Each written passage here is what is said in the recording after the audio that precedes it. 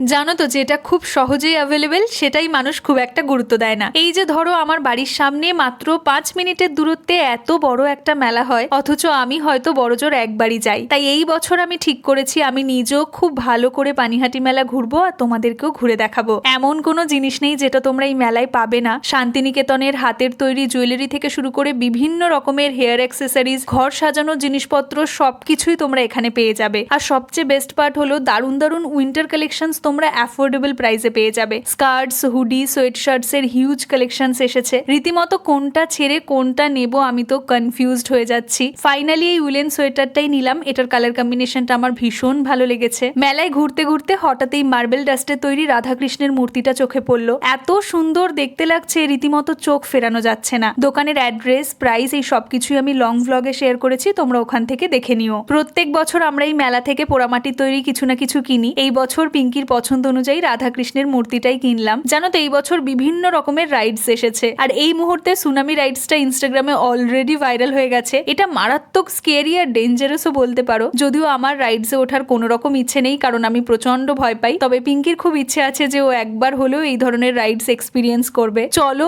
অনেক মেলা ঘুরেছি, এবার একটু পেট পুজো করা যাক। সবাই মিলে মেলা থেকে শীতের প্রথম পিঠে খেলাম। এই কড়াইশুটির কচুরিটা সবচেয়ে বেশি ভালো লেগেছে। ডিসেম্বরের 20 তারিখ থেকে 31 তারিখ পর্যন্ত মেলাটা চলছে। তোমরা একবার হলেও এই মেলাটা ঘুরে দেখতে পারো, খুব ভালো লাগবে। চলো আজ তাহলে আসি, দেখা হচ্ছে তোমাদের সঙ্গে পরের ভ্লগে। বাই।